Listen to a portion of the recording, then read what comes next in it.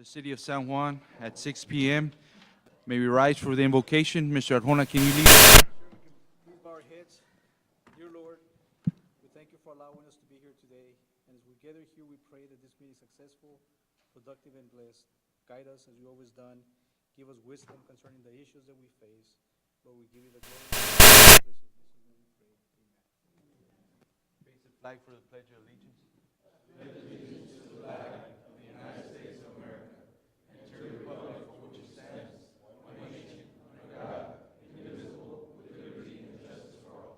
You may be seated.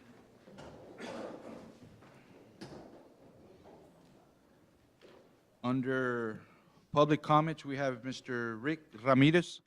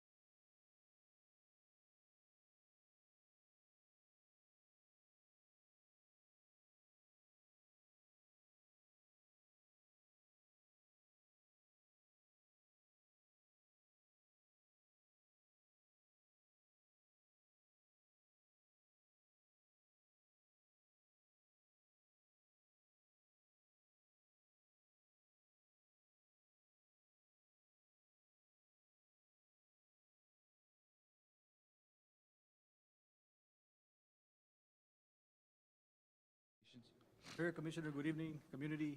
The first item is under presentation, is a presentation on TxDOT interchange construction. We have engineers from TxDOT. We have Mr. Rene Garza, Homero Bazan, and Eddie Science here to talk to us about the construction that is currently, well, not currently, but that will be taking place on the interchange and some off and on ramps. So, Mr. Bazan. Good evening.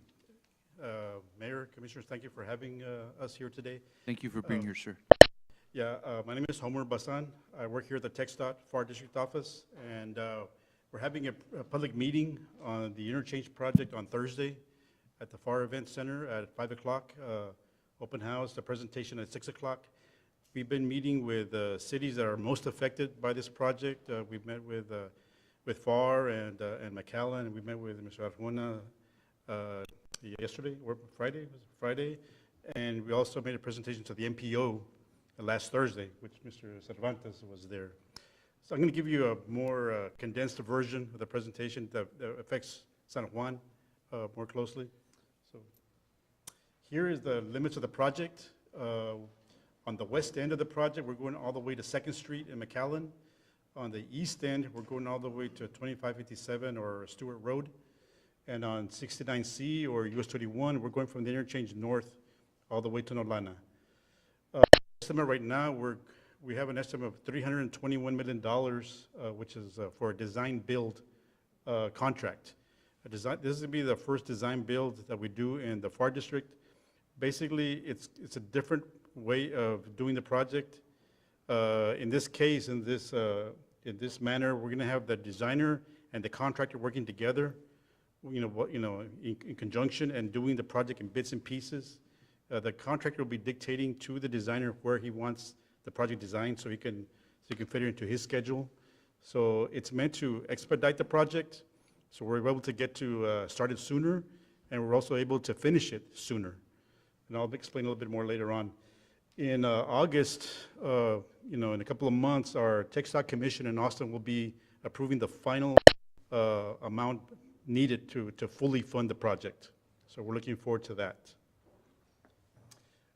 Back in March of 2017, we had a public meeting in which we basically presented 3 options for the interchange. One was to widen the existing direct connector bridges out there. Another one was to basically add some more direct connectors on the outside. And then another option was to basically reconstruct or replace those 4 direct connectors. What we're going to present Thursday at the public meeting is we're going to be replacing those direct connectors. We're going to be tearing them down and putting brand new 2-lane direct connectors. That's the driving force of the project. Now, as part of the project, because our limits are such, we're going to be having a lot of ramp modifications. We're going to be shifting and adjusting a lot of ramps, and we're going to be calling for braided ramps, and I'll explain that a little bit later.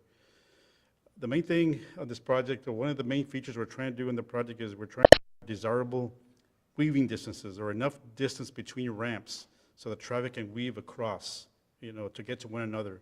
So that's a main part of the project we're trying to do. And then the other thing we want to do with the project is that we're trying to prioritize the main lane operations. That's the main thing we want to do. Right now, we have so many ramps right now, and they're so clustered together that we're needing to make some adjustments so the main lanes can work as well and efficiently as they can. Starting here, we're going to be reconstructing the Cage Boulevard overpass. And here, right now, we only have 3 lanes in each direction and shoulders. Now we're going to be adding a 4th lane in each direction. So it'll be 3 through lanes and an auxiliary lane, or a 4th lane to go from one ramp to the other ramp. Next slide, please. Here, this is the exit ramp. You see there the Veterans exit ramp to Veterans Road. That will remain in place, and I'll explain the significance of that later. Now, the other exit ramp to Veterans Road, the one closest to Veterans Road, we're going to be removing it. Okay. Right now, there's 2 ramps for Veterans Road. We don't feel there's a need for 2 ramps, so we're going to be removing this ramp. Now, what's shown in red there, I don't know if you can see in red there, that's the direct connector. That's the direct connector coming from Edinburgh going toward Harlingen, toward this area over here. That bridge is what's shown there in red. That direct connector won't be able to access Veterans Road anymore. So traffic will not be able to get off Veterans Road anymore. They'll have to keep on going straight over Veterans Boulevard. So, yes, sir.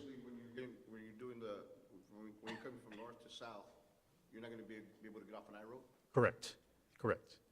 Right now we have like 3 ramps clustered together there, and it's operationally, it's not working efficiently right now. So we're having to move that off ramp. The other reason is that direct connector in red, it's kind of high up there. We're extending that direct connector further to the east, and that traffic won't be able to get off on time to get to Veterans. Okay, next slide. Okay, here within San Juan, if you look at on the east side is Raul Longoria, and then on the west side the west part of the slide is Veterans. North is up. Eastbound, because of all the ramp changes that we had to do, is basically shifted a lot of the ramps further to the east, and therefore the off ramp that's right now going toward Longoria will have to be shifted further to the east.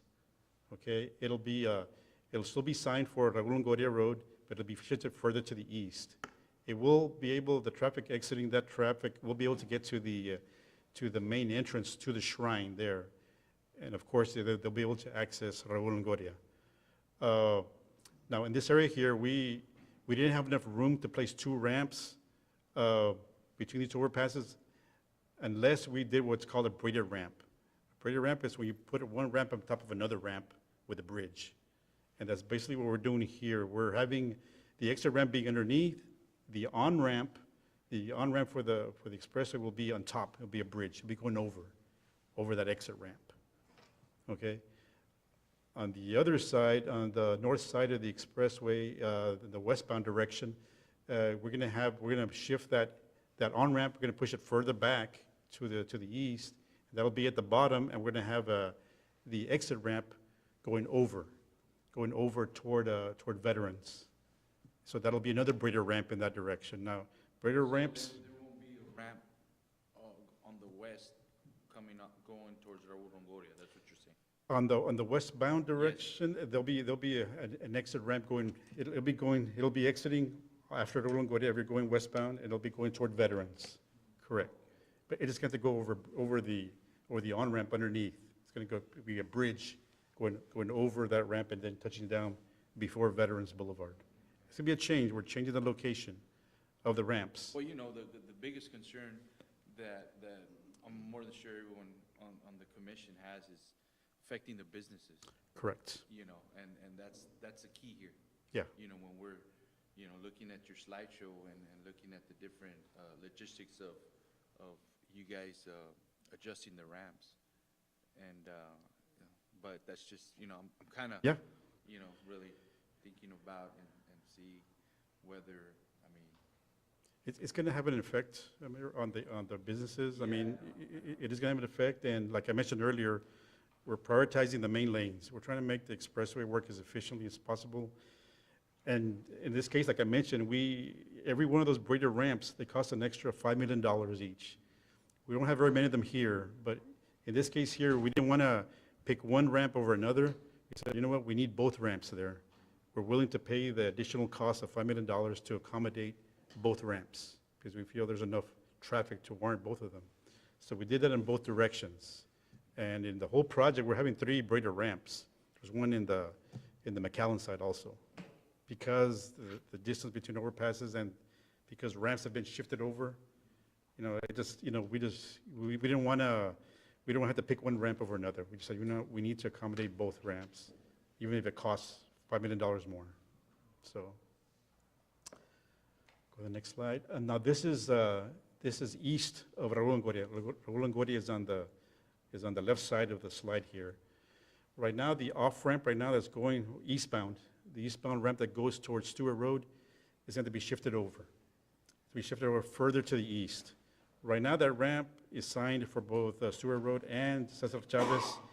Because it's going to be shifted over and shown in red there, that's a new location of the ramp, it's going to be signed now just for Cesar Chavez. You won't be able to catch Stewart Road anymore, okay?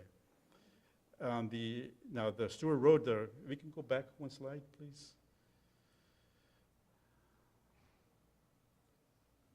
The off-ramp right now that's going for the Longoria, the ramp that ramp there is going to be signed now, not just for Longoria, it'll be signed also for Cesar Chavez.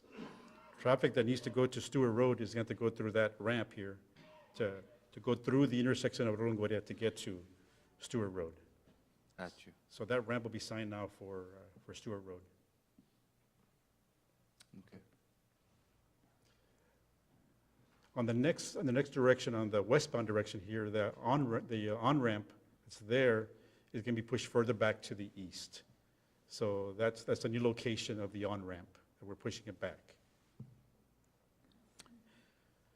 Okay.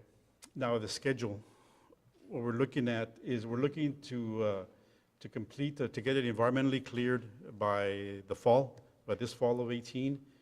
We're looking at getting the right-of-way. We're only acquiring right-of-way on the northwest quadrant of the interchange itself from 2 or 3 property owners.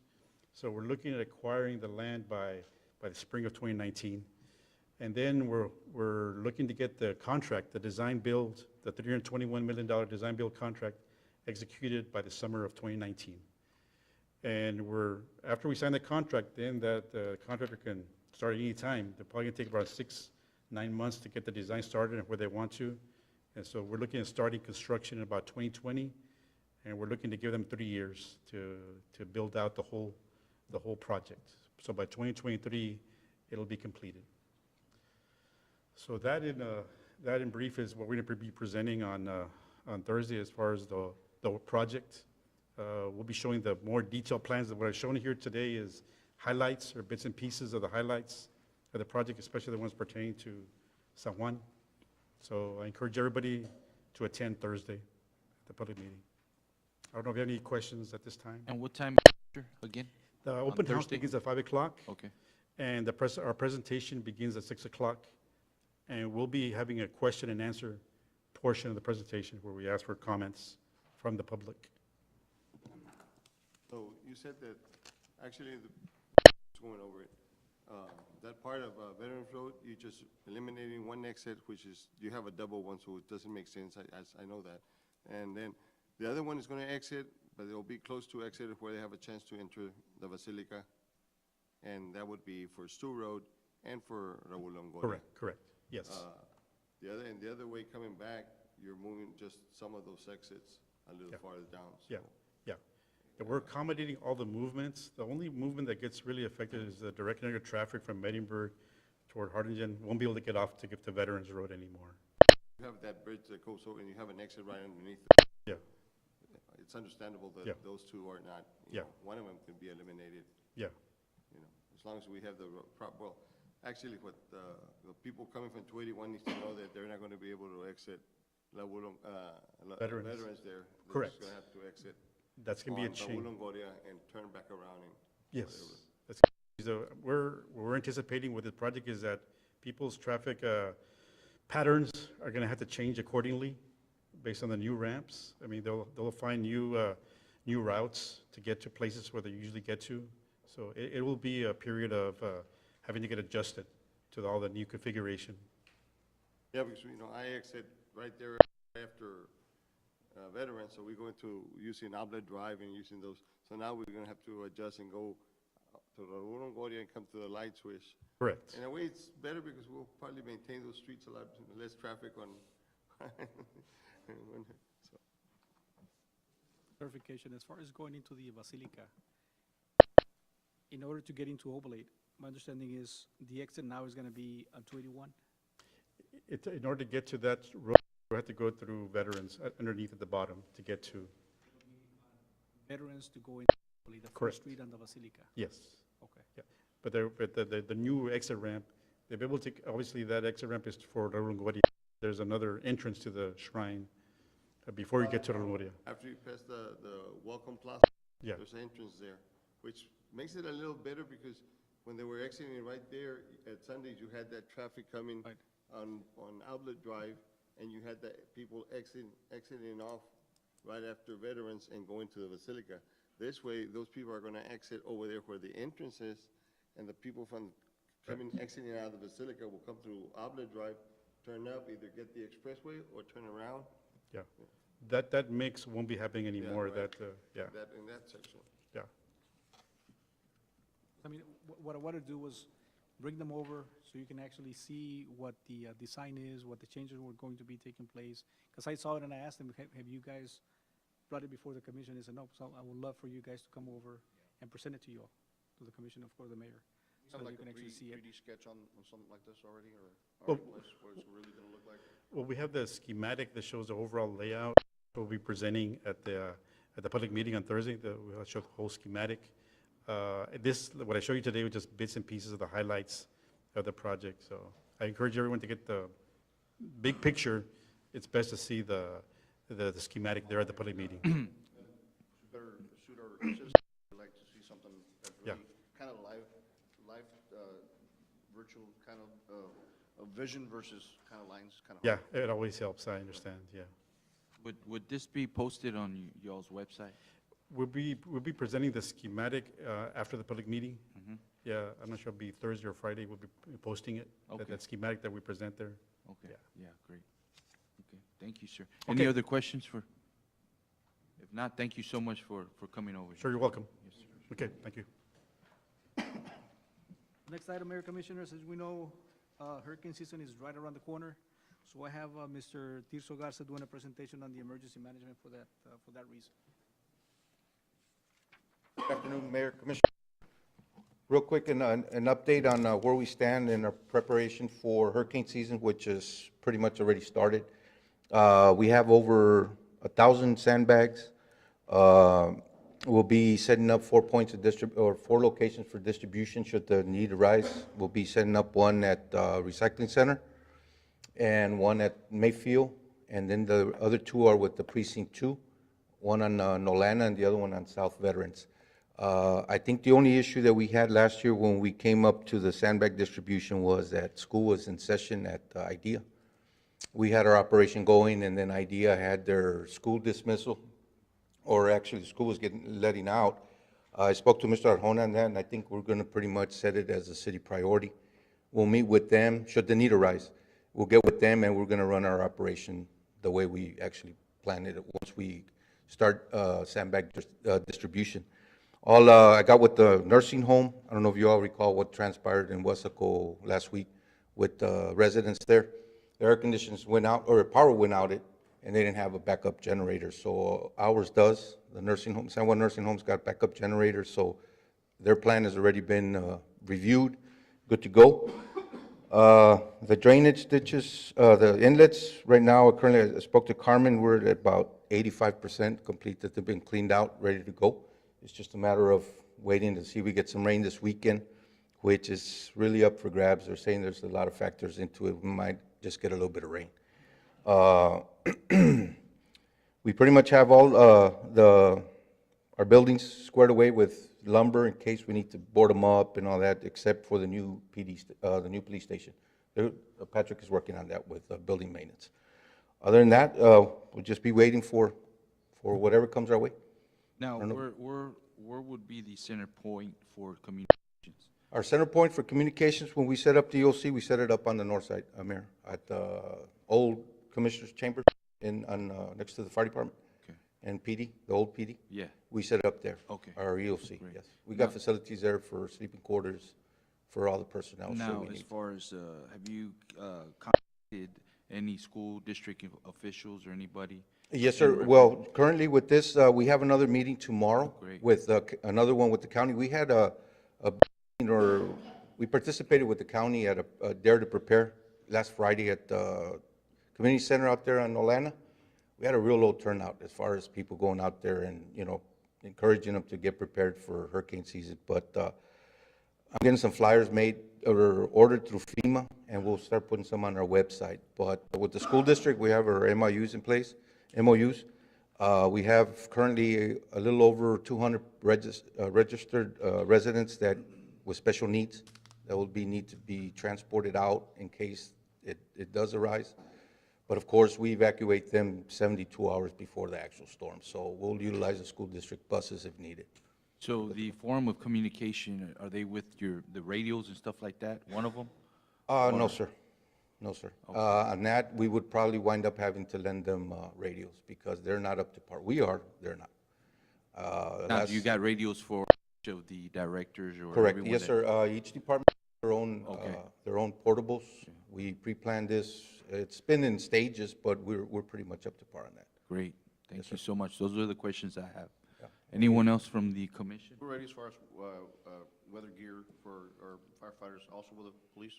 Yes, sir, Commissioner. Yeah, we're good to go. Each department pretty much sets up their equipment way beforehand. They're issued now, right, Carmen? Correct? So it's mandatory, it's issued, their raincoats, their hard hats, gloves, and the rain boots. Everything's up to par? Correct. I want to make sure that Yes, if sir. we need to purchase anything, I know there's some depressions right now or tropical stuff going on in the Pacific and right now somewhere in the Yucatan or something like that, right? I just want to make sure that our. Yeah, there's some chances of rain for this weekend, but it's just, I got an update right before 3 o'clock this afternoon. There's a good possibility it might just get missed completely, but we'll just prepare. We're prepared. Thank you. Any other questions? Any other questions? Okay. If not, thank you. Yes, sir. Appreciate it. The next item is presentation on departmental reports. Tonight, we have the Department of Planning and Zoning, Parks and Recreation, San Juan Memorial Library, and Department of Sanitation. Everybody, she is here, ready, available. Should you have any questions?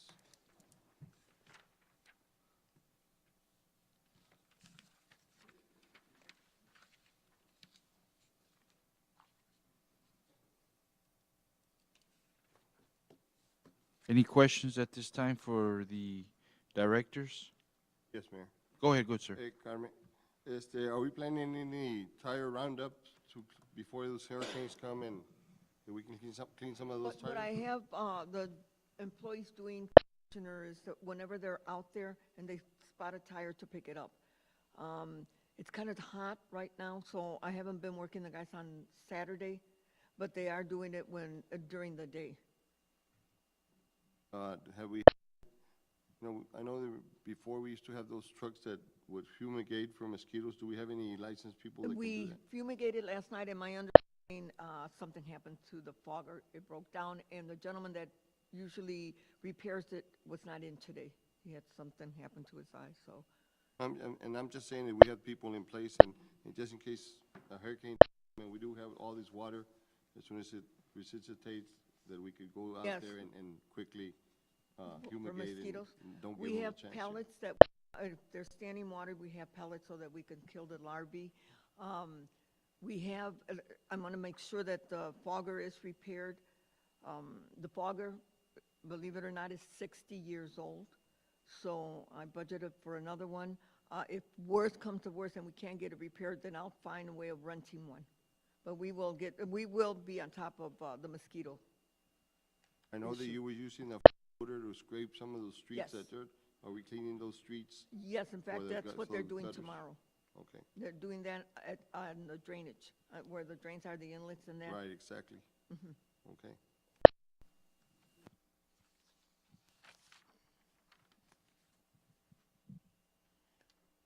What about the sweeper? Are they, Going out every, they have, where exactly are they at right now? honestly, I'm not really sure. I saw them coming in, yesterday they didn't go out because it was too windy.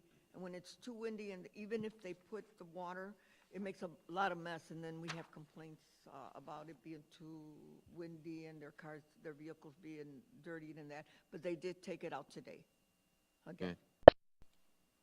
I'll find out for you where they're at. Okay, thank you, ma'am. Any other questions for the directors? Mrs. Sin, you're being recognized tomorrow, is that right? Congratulations, Mrs. Sin, to make it. I don't know, did we get any people did we get a table or chairs for, no?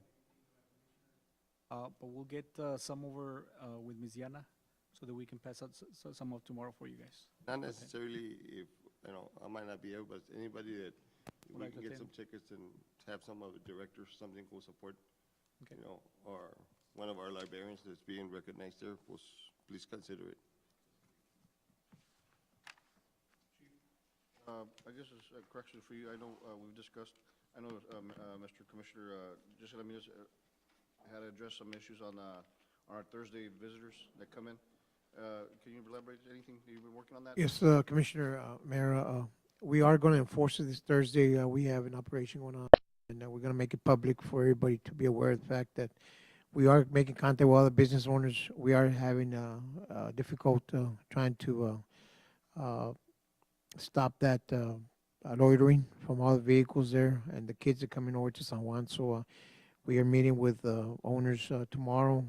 We are delivering a message to them that they are to not allow these kids to loiter in the vehicle because they are going to get cited, and we have a loitering ordinance, and the first citation is going to be $350. So the problem that we have is that the business owners are allowing all these kids to congregate in the area, so we are going to make sure that they also are aware of it, and we are doing a media release tomorrow as to let them know all the individuals that congregate in this area that we are going to tow away the vehicles if they're in a loitering zone, and they are going to get cited. So hopefully that will reduce the issues that we have there. We had a major accident that happened within the past couple of weeks, and we're trying to prevent that from happening.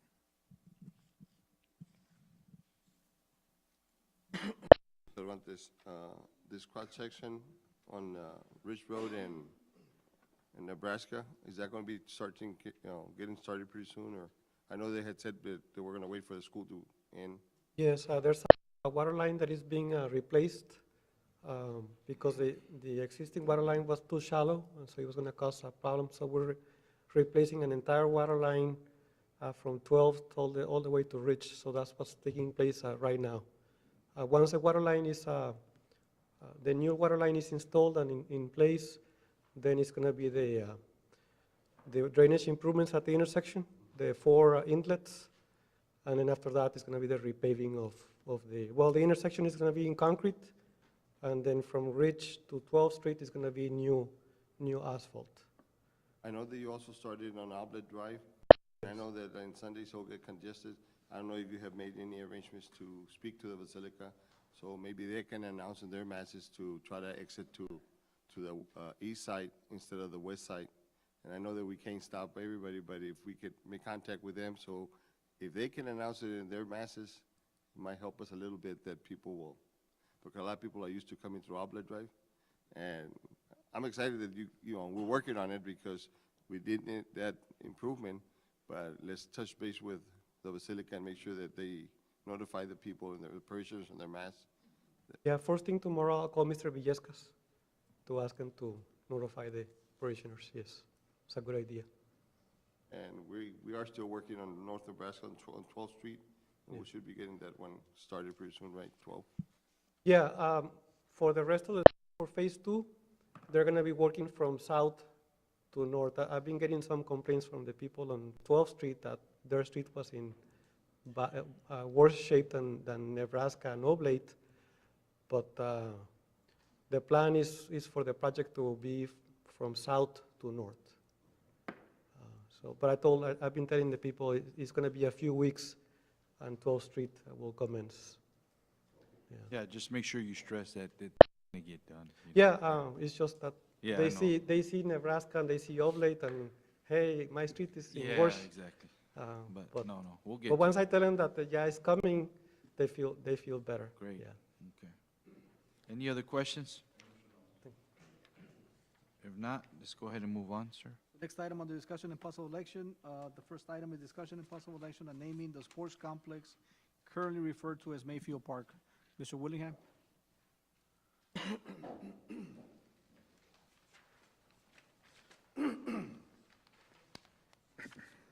Good evening, Mayor, Good Commissioner. evening, sir. On this item, it was first brought to the commission about a year ago, I believe at this time, where our Parks Board brought the matter to the commission and to look at renaming or to naming the complex as a whole that's currently referred to as Mayfield Park. As we all know, it started as one ball field, and then now we're up to 3, and maybe even a possible additions to that area in the near future.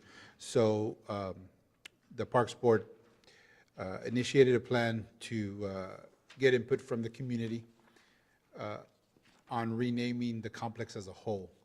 So this past February, it was brought to the commission to put that plan into place, which was an online survey where the public had an opportunity to submit their recommendations on name possibilities for the complex. So I believe in your packets, you had the complete listing of each and every email that was sent in, and along with any discussion, any backup information or any information they had on the name that they were submitting as well. So we're now bringing it before the commission and to allow you to look over that information. And as part of the plan, it was to present all the information to the commission, and then the commission would decide on what direction they wanted to go with naming the complex as a whole.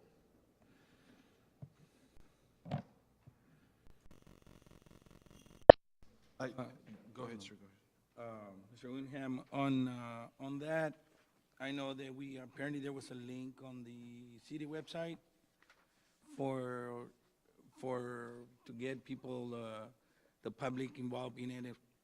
And I've been approached by other sons, Okay. grandsons from other coaches that they didn't even know that it was going on. Okay. We have, I mean, two of them that came, I know they've been coaching the city of San Juan for years. Okay. You know, for instance, we have a name, Humberto Romero, that was there for a lot of years. Lando Hernandez. I was able to talk to one of it was a grandson of Romero's, and they didn't even knew that they were able to do that, or to vote or to apply put his name in it to, you know, to rename the park, our complex. I don't know how we went about it, you know, to check up on, to click on the icon to see, did anybody had access to see how they were doing or how was the voting going into that? You're asking if they had that Yeah. No, it wasn't, just to be clear, it wasn't a vote on there. It was just, what the link was for was so that people could submit their input as far as what they felt would be a good name for that complex. It wasn't a popularity contest, you know, for a vote. It was just for them to submit their information. We would then turn over the information to the commission. The commission could take that information and decide how they wanted to move forward as far as the name. So that's what was presented in the packet. That's everybody who participated in giving us information or submitting a request is in there.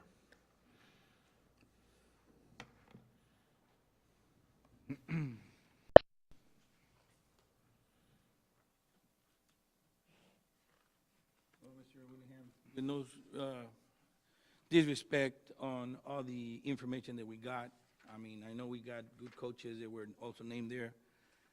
But for us as a city, I think that the best thing for us to do is to put our name, the city of San Juan, up there. Our city of San Juan needs to be heard from other people from other cities. I think that, if you don't mind, Mr. Mayor, I make a motion that, Hold on. Okay. Before you make the motion, I have a couple questions. Okay. One and a half. So going back to what you were mentioning about popularity, so this was just, you were asking, because I'm a little confused here. You were asking just to throw out names. I mean, you wanted the community just to give some names out there and just let the commission decide at the end and reference to the names? Based on the information that was submitted. Okay. How do we know that these are all from residents from San Juan? There's nothing to track that, right? Somebody from Houston with LedySanchezYahoo.com could vote it? I'm sorry? Somebody from Houston could have said, could vote it? Well, by an email? it wasn't a vote. It Well, was actually, well, so- just to so submit just a name. information, yes. So what you Could have told- been a resident or somebody who grew up here, Right. now is in Houston and has that opportunity. It was Right. put online, it was put on our city's social media to solicit information from the public, to help us. So what you're saying, it was not a vote? Right. You were just asking the community to give some names out? to give information out. Yeah, in reference to certain individual, and, It allowed them there to give backup information as to, okay, if you're going to give this name, why would you, what are the either accomplishments or the reasoning behind what you're submitting? okay. Any other questions? What you're saying is that anybody could have submitted from, not residents from San Juan, but from around San Juan or whatever? Technically, yes.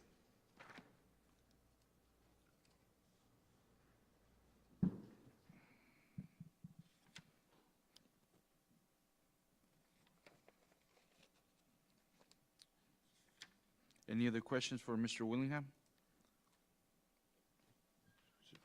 So you're entertaining a motion to what, Yeah. Commissioner Neto? Yeah, Mayor, I want to make a motion that, you know, the Mayfield Park and the Arcate Park, for the name to stay the way they're at, and to name our complex under the name of San Juan Sport Complex. So that's in the motion? That's in the motion. Is there a second? Is there a second?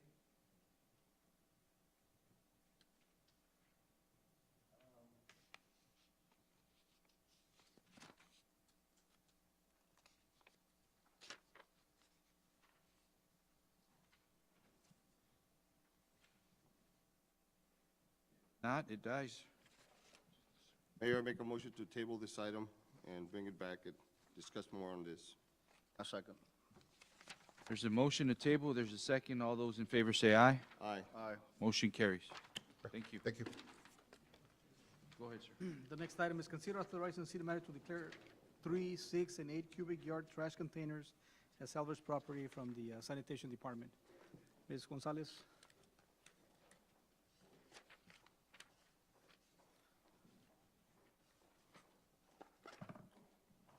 Mayor, Commissioners, requesting that you allow us to go ahead and surplus these containers. They're not repairable. They're damaged from the bottom because of the acid from the food in that. We have about 25 of them. We thought of repairing them by putting plates on the bottom, but it makes the containers too heavy, so the trucks have a hard time lifting them. So we're asking to go ahead and surplus them and sell them from scrap. We're trying to clean out the yard. We took a lot of the stuff over to Bonds and Bonds over the weekend, and we did pretty well because we came up with $44,000 of all the, and we even sold a burn unit. So, you know, we did good. Is there any questions for Ms. Carmen? Replace these? Yes. And with all honesty, Mayor, Commissioners, these containers, like she said, they're beyond repair. Okay. Yeah. So is there a motion to approve? So move. Is there a second? All those in favor say aye. Aye. Motion carries. Thank you, ma'am. The next item under item C, we have discussion and possible action establishing a new bank account for a scholarship program. Mayor, Commissioner, this is an item that it has to do with more like special events that for fundraising. And at the end of the day, what the mayor's idea is that at the end is gather those fundraising monies, and at the end of the school year, award a high school student, a male and a female, in a form of a scholarship. For instance, like we're having this event June 30th, this first responders, law enforcement softball tournament. All the monies that we generate from this tournament the proceeds will go to a scholarship fund for our kids, for a male and a female. And in discussing with Mr. Arjona and I believe Mr. Leroy as well, the best way and the easiest way to maintain this account is just to open up a separate account specifically for this scholarship fund. And with the approval of the commission, I would like for only Mr. Arjona and Mr. Leroy to have access to this account when we do move on any monies that we plan to give away within our community. Through the board of approval, correct? Correct. That's correct. Yes. Board approval, yes. And just to, I know that this right now, it's just to establish an account. We would still have to make, because it would be, proceeds would be now belonging to the city. So obviously, we would have to amend our budget to include a disbursement. And also, it would have to come before the board, so the board can make that amendment, and also approval on the recipients of the scholarship or whatever. Also, I think there were some words that we spoke about, and we also have to, as we create this idea that we were gonna have some dicta saying it's, for public purpose, education, we just need there's some work to do with it, but at this time, we're just establishing the account first. And then we still got a lot of work to make sure that we make sure that we do everything right. I know, I understand that it's for the banking account, and it's a good, good thing for what you want to do it, but down the line, are you going to put a committee, and who would be into that committee to decide those scholarships? That's what would be in the works right now. That's, ultimately, I obviously. know it's in the works, but what's the idea behind it, you know? I haven't, I don't know. I know that the account, you open an account, we don't have money yet because we're going to do with a fundraiser. Exactly. But as we're establishing an account, and it's for scholarships, I know that there has to be a committee that looks at the applications and everything, so I think so something has to be in place also. I would think, I would assume that committee's gonna be in place, but ultimately the council would be the final say-so on the On disbursement. disbursements. But that hasn't been done yet, and I know that we're working steadfast to get that done, so it's gonna take some time. And obviously, even before any disbursement, we have to amend our budget to make sure that we can make those disbursements before, we would have to amend before we can make those disbursements. Pretty much we'll have all our ducks in line before we even make any type of decision as far as awarding scholarships or anything like that. We'll have everything in place. Exactly. I want to make sure that we have that, and I think that's just. Yeah, meets, which, uh, I mean, These scholarships won't take place till next year. yeah. it'll Yeah, be- next year. It'll be for next April, it's when you give scholarships away. Correct, You know, yes. Yeah, but I anticipate all the other stuff would have to, come before the, yeah, we have to get the money Come in there before the, first, but commission so we that also way want to they can have, do it. make sure that we got a board that, or a group that can decide and look at these applications and come up with a Of course, recommendation. we're gonna have we gotta figure out a criteria Yeah. as well, so. the account will do is you'll have an account already designated. You have some events that are coming up that people are donating. So now at least you've set up that account, and that account is the custodian of those funds or whatever. And so there won't be any disbursements until it comes back before this board. Oh, and the reason I'm asking that is because anytime you got a scholarships and kids don't, I know, they apply, and they call the commission and, hey, consider me, and that's why I'm asking if there's gonna be a committee, so where we are not involved in making that decision, we're involved in accepting the recommendation from that committee, and with the criteria that you all put in behind it, Yeah. Because it happens right now, I get calls because they know that I have some input in some of them, and I don't have a problem. I make a motion to approve the account. Second. All those in favor say aye. Aye. Motion carries. The next item is under appointments. Consider to appoint the alternate and policy committee for the Hidalgo County Metropolitan Organization. This item, Mayor, Commissioners, I know Mr. Javier Cervantes is there as a technical representative for the MPO. However, we have a project manager that the expertise is in engineering with the MPOs, and he's familiar with all this. So what I'd like to recommend is that consider that we have Mr. Oscar Cancino to be there as the primary representative to serve on this particular board, only because of his expertise based on the MPO. So move. Second. All those in favor say aye. Aye. Motion carries. Thank you. The next item is consider authorizing city manager to submit a 2019 local border security program application to the Governor's Office Homeland Security Grant Division. Mr. Gonzalez. Yeah, good evening, Mayor and Commission. This is a grant that we apply every year. We're asking for the same amount last year, and this overtime covers for all the different operations that we're involved in, including the SWAT operations, gang investigations, human smuggling operations that we're involved with, USBP, Border Patrol, any ICE investigation we have, and also our local patrol initiatives that we have here. So this is just asking for submit the resolution and the grant application. Any questions for Chief Gonzalez? If not, if there's a motion to approve, So move. there's a second. All those in favor say aye. Aye. Motion carries. Thank you, Thank Chief. you. Thank you. Consider resolution authorizing the mayor to enter into interlocal agreement between the City of San Juan and the University of Texas Rio Grande Valley for regional task force and for the appointment of the city planning director as the city representative. Mr. Cervantes. Mayor, City Commission, good evening. The primary goal of the Stormwater Task Force is to implement a regional stormwater management program mandated by TCEQ, who regulates the local governments on stormwater management and approves the city's stormwater plans to address broader water quality and watershed issues. In addition, this collaboration has enabled the partnering communities and UTRGV to successfully secure over 14.8 million in grant funding since the partnership's inception. The UTRGV and the task force partnership includes expanding partnerships with the local school district. In 2003, 14 cities, including San Juan, entered into interlocal agreements with AMUC and now with UTRGV, authorizing the development of a small municipal separate storm sewer system, MS4 program in compliance with TCEQ requirements.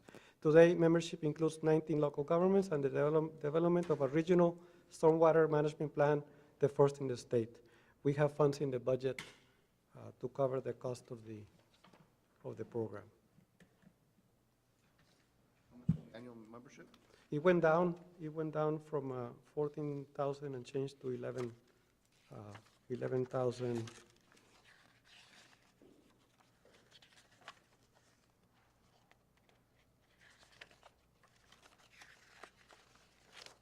11,992. So that's good news that the cost of the membership went down. Cities have joined, so that lowers everybody's price. Where does this membership come from? The money comes from what department?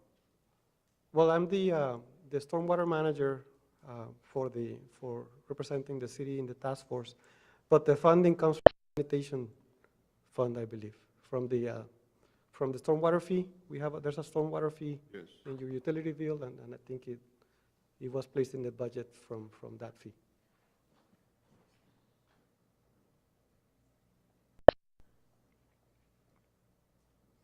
And we recently were audited by TCEQ, and we, thank God, we passed with flying colors. And so being a member of this task force really helps us to be in compliance with TCEQ. Right now, we're not a member of it. Yes, we've been a member for over 10 years. Time already. A long time, yeah. But it used to be under TAMUC, and then it shifted to UTRGV like 2 years ago. It got transferred to. It transferred to. Excuse me. It's funded out of the streets. Okay. Not the sanitation. So not the Not the sanitation? It's a general fund? But it's not from the stormwater fee? Yeah. Yeah, but it's the stormwater fee from the utility, yeah. It is from the stormwater fee, but it goes into the general. Yeah, I was incorrect about sanitation. But it is the fee that we pay in the utility bill. Any other questions for Mr. Cervantes? If not, is there a motion to approve? Mayor, I would like to make a motion Go ahead. to approve it, but also to change it to the director, to David Salinas, to be the representative in this task force. Salinas, Our Utilities Director. Yes. Okay, so that's in a motion. Is there a second? Second. All those in favor say aye. Aye. Motion carries. Thank you. Thank you. Next item is preliminary and final plat approval of the Grandee Produce Warehouse Number 2 subdivision, being a 5.10 acre tract laying out of the west 200 feet of Lot 9, Block 16, John Clauser subdivision, located approximately a half a mile west of Stewart Road, along the south side of Dicker Road, as requested by Ramiro Gutierrez Engineering Corporation. Mr. Cervantes. Yes, the applicant is proposing to subdivide 5.1 into a one-lot subdivision. The north one-half portion of the property is inside the San Juan city limits, and the south one-half is in the county. The portion of the property inside the San Juan city limits is in the process of getting rezoned to heavy commercial district. The property is located within the Military Highway Water Supply Corporation for water, and there is no sanitary sewer out there at this time. But it is in San Juan's CCN for sewer. The project involves the construction of an office complex for the Grandee Produce Company and also a separate cafeteria building for the employees. The cafeteria portion of the project will be inside the city limits of San Juan, which will generate additional property taxes for the community. The project engineer is requesting a variance to not have to connect to the sanitary sewer system based on the fact that the nearest available sewer line is approximately 4 miles away. The developer will escrow funds for sewer as required. This went before Planning and Zoning Commission June 7, and it was approved, granting the variance.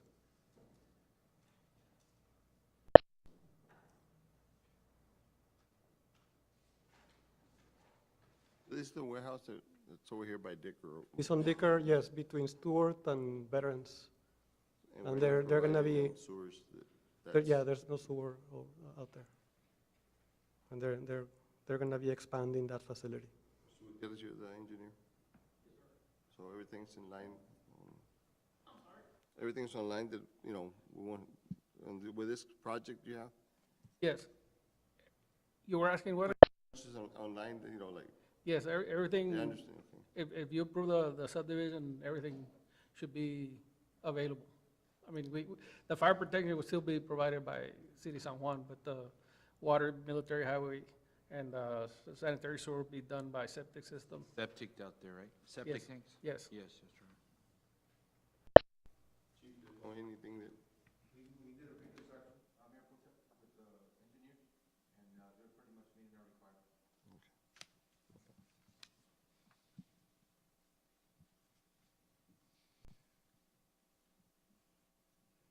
Any other questions? If not, the motion approved. so move. Is there a second? Second. All those in favor say aye. Aye. Motion carries. Next item, preliminary and final plat approval on Misiones de San Juan subdivision phase 1, being a 16.56 acre tract of land out of lot 11, block 8, John Clauser subdivision located approximately 500 feet south on Olana Avenue along the east side of Raul Longoria Road, as requested by Barrera Infrastructure Group. Mr. Cervantes. Yes, the applicant is proposing to subdivide 16.56 acres into a 58-lot residential subdivision with 2 additional lots along Raul Longoria Road that will be used for commercial purposes. The subdivision will have 2 streets that will give the subdivision 2 entrances from Raul Longoria Road as required by the fire department. The project engineer is requesting several variances as follows. Number 1, to allow some residential lots to be 55 feet in width as opposed to the 60 feet required in the code. Number 2, to allow some residential lots to have 5,775 square feet in area as opposed to the 6,000 square feet as required by the code. Number 3, to allow a 5-foot side setback instead of the 6-foot required for all the residential lots. Number 4, to allow a 15-foot front setback for lots 47 to 55 as opposed to the 20-foot front setback as required in the code. And number 5, to not have to pay the park fees prior to the plat getting recorded. Instead, the developer is proposing to pay the park fees during the building permit phase. The subdivision will provide additional property taxes, sales taxes, sewer, and garbage revenues for the community. During their meeting of June 7, the Planning and Zoning Commission recommended approval, granting variances 4 and 5 and not granting variances 1, 2, and 3.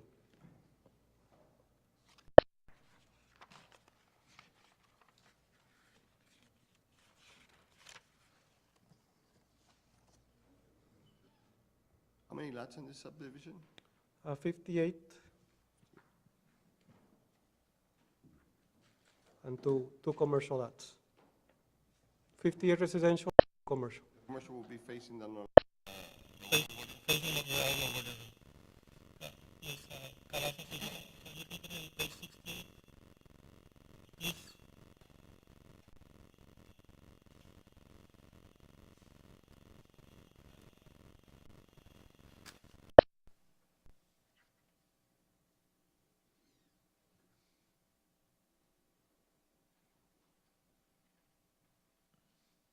The 2 commercial lots.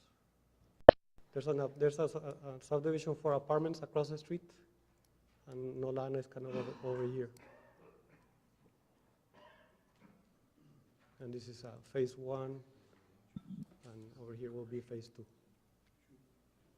Commercial, you said? 2 commercial lots, There you 1 right here and 1 right here, And then it's 58, right? and 58 residential lots. Okay.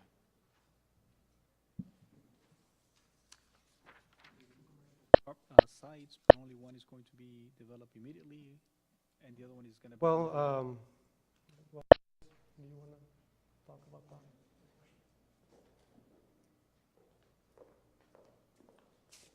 I'm Rene Barrera. Good evening, Mayor, Commissioners, representing the owners for this development. And Pedro Salazar, he's more of in tune with the real estate part of this part. This is a property that Mr. Stiebel has lived on since 1945, and we recently acquired, it's 29 acres. And I guess let me tell you a little bit about what we're doing here. My name is Pedro Salazar, and I'm with Transheap Development and Construction. And what we do is we're promoting smart growth development. And basically what smart growth development, and you'll know Mark Peña from Edinburgh introduced me to this book called Smart Growth Development. And it encompasses a lot of different things, but the thing that stuck with me is that the cost of development pushes neighborhoods farther and farther and farther out. And when you push a community farther and farther out, they're farther away from the schools, farther away from parks, farther away from libraries. So what we decided to do, I was the Edinburgh EDC director for a couple years, and I spent time trying to convince developers to promote these ideas. And I wasn't able to achieve that, so I decided to get with someone who's like-minded, and we said, you know what, let's go out and do some of these developments on our own. Right now, we're developing a 40-unit apartment complex right on University Drive, right behind the Slim Chicken. And it's beautiful because, you know, people will be able to just walk across the street to Luby's, to UT Pan Am, to the Walmart. Everything is so close. And unfortunately, you know, the cost of land, the cost of development just pushes people away. You know, it's farther away into the rural areas because that's the cheapest land that they can find, and that's the land that they can develop. So really what we're trying to do is we're finding locations like this one. It's a beautiful location. There's a school, there's a park, there's a big street, and we believe that we can make a difference in the community by coming and making it affordable for people to live closer to town. So really what we're trying to do is, eventually it's 2 phases. It'll be 117 lots. But in order to implement some of these concepts, sometimes what we have to do is reduce the size of the lots, reduce the size of the homes a little bit, just so that we can make the economics work. And we had requested a couple of variances, and I think the Board of Variances only approved several of them, but we're still willing to make it work. We really do believe that we can make a beautiful project there. And we chose Las Misiones de San Juan because we believe that, you know, San Juan is the spiritual center of the valley. We feel that we picked a good name. We're trying to promote a wholesome environment, a community that will be close to schools, stores, and we hope to do more development in the city of in San Juan. We're also developing a multi-story condominium building on Jackson Road, right by the post office in Edinburgh, and we're looking for other opportunities to promote these ideas where we can bring the communities closer to the amenities, to the things that people need. One of the things that always gets me, you know, you hear on the TV that, you know, a person was run over because they were walking from their subdivision to a store because there's no lighting in a rural street. So the idea is to bring people closer to the center of town. Have you, some of those lots already, like, kind of got committed, or how long you think the subdivision will start building? Actually, we're going to be the builder and developer. The way we can make it more affordable is by us undertaking the construction. So right now, we'll be the only developer. We're assuming that the first phase will take us anywhere from 18 to 24 months, and we'll be ready to start in the 24th month to the second phase.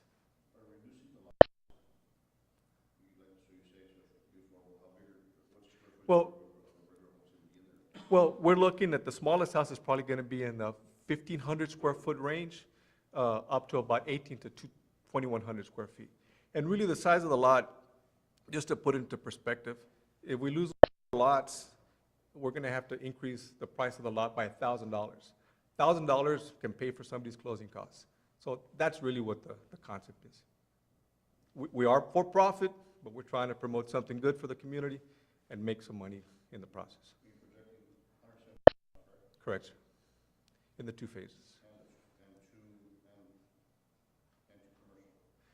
Yes, Mr. Stiebel is going to remain in the house. He's 1 year old, and we've done a life estate. Basically, he'll be there until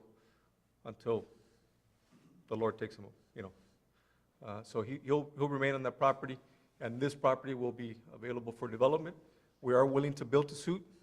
We are completely self-funded. So we're in a position, if you have somebody like I don't know, Whataburger, McDonald's or something that needs a built to suit, we're willing to build and lease to them. What would be the value of houses, more or less? We're looking anywhere from 126 to 160. So you're looking at almost $18 million in residential value once it's completely built out. And what we really like is the park is right there, the schools are right there.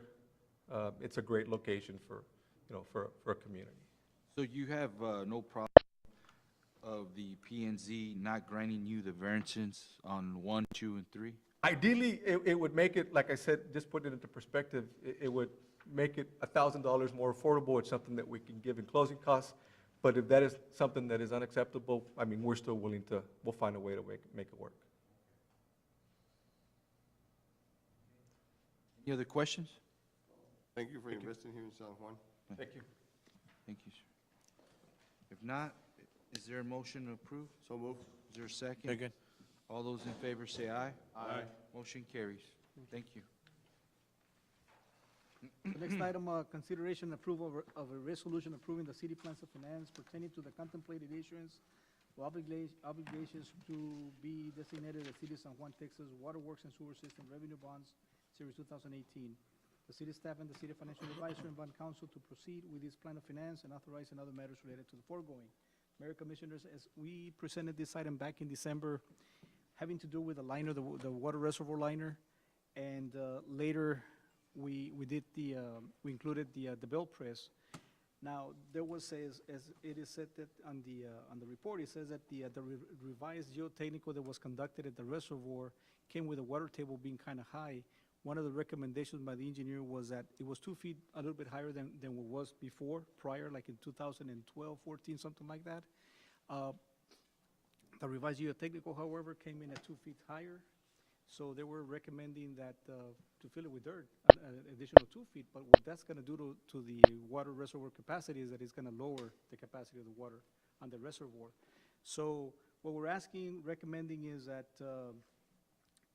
we approve only the bill press at this point, hold off on the reservoir until there's another assessment that is done by the engineers and more thorough as to what is really needed, what we can do, so that we don't spend more money than we're going to be spending, and that we don't lose any water capacity storage in that reservoir.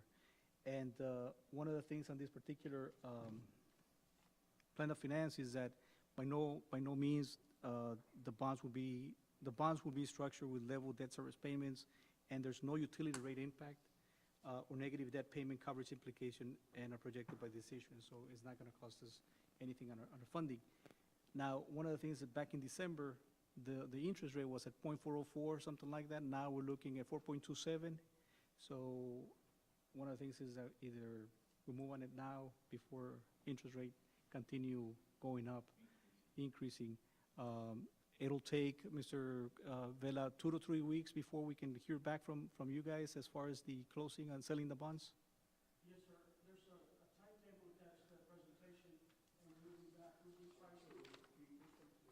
Yes, so, see, the audio can catch it. Apologize. My name is with Hilltop Securities, financial advisors to the city of San Juan. There's a timetable on the presentation. On that presentation, I believe we price on the 17th is when we get the rates from the Water Development Board on the actual maturities. Then we will come back about a week later. 24th of July. On the 24th of July for the board to approve, and then we will close approximately 30 days later. Now, there is some good news also on this transaction that initially when we met with the Water Development Board back in November of 17, Mr. Arjona was present and other members of the city were present. We were not granted we were asked to apply for non-equivalency rates, and we got equivalency rates, which gives us an additional subsidy from 130 to 165 off of the MMD rates. So the benefit, if you look at the presentation, I think the rate that we're estimating is 188 over 30 years. So it's a very, very good rate. So the question is, between now and then, let's hope that the rates hold. This is only for the bill press, which is at 1.2. and we're setting aside the reservoir for now, the liner, which was at 6.9. So we're looking at selling the bonds just to cover the bill press. This is at the wastewater.